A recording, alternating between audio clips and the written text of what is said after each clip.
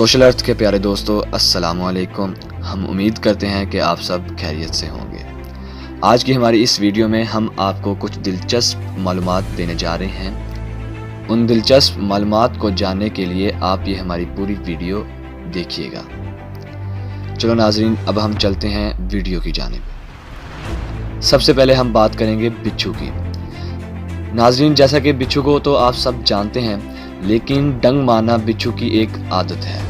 आपको ये जानकर हैरानगी होगी कि बिच्छू के जिस्म पर अल्कोहल का एक कतरा डाल देने से वो पागल होकर अपने आप को डंग मारने लगता है, जिससे वो खुद ब खुद मर जाता है। नाजरीन, अब हम बात करेंगे प्याज की। जैसे कि नाजरीन आप सब जानते हैं कि प्याज हर घर में और हर सब्जी में मामूल के तौर पर इस्तेमाल होता है। आपने हमेशा देखा होगा प्याज काटते वक्त आंखों से आंसू निकलते हैं। नाजरीन, ये जानकर आपको बड़ी हैरानगी होगी कि प्याज काटते वक्त च्युइंगम चबाने से आंखों में आंसू नहीं आते। वैसे तो प्याज की वजह से एक कौम बड़ी मशहूर है, वो कौम कौन सी है आप हमें कमेंट सेक्शन में ज़रूर बताइएगा। नाजरीन, अब हम बात करेंगे चमगादड़ की। जैसा कि आप सब जानते हैं कि चमगादड़ रात के वक्त निकलती है, लेकिन चमगादड़ गार या दरख्त से निकलते ही बाएं तरफ मुड़ते हैं। नाजरीन, इसके अलावा जो दूसरे परिंदे हैं वो अपने घोंसले से निकलते ही ऊपर या नीचे, दाएं या बाएं की जानब मुड़ते हैं, लेकिन चमगादड़ एक वाहिद परिंदा है जो अपने घोंसले से निकलते ही बाएं तरफ मुड़ते हैं। नाजरीन, अब हम बात करेंगे उल्लू की।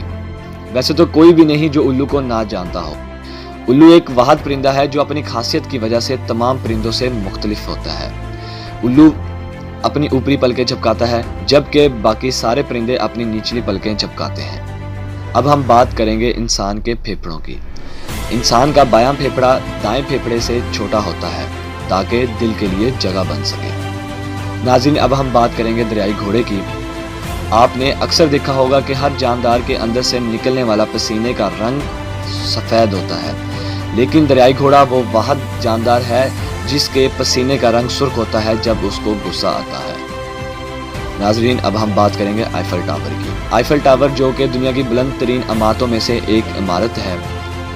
नाजरीन, कभी आप अपने दोस्तों के साथ शर्त लगाते हैं कि हमने आईफल टावर की आखिरी मंजिल तक जाना है, लेकिन इस शर्त को लगाने से पहले आपको ये जान लेना ज़रूरी होगा कि आईफल टावर की आखिरी मंजिल तक जाने के लिए आपको 1792 सीढ़ियाँ पार करना होंगी। तो दोस्तों, सोच समझकर शर्त लगाइएगा, ये ना हो कि आपको लेने के देने पड़ जाएं।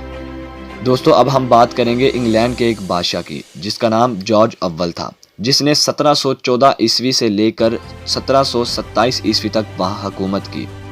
लेकिन हैरत की बात यह थी कि उसे इंग्लिश का एक लफ्ज़ तक नहीं आता था, क्योंकि वो एक जर्मन नसाद बाशिंदा था।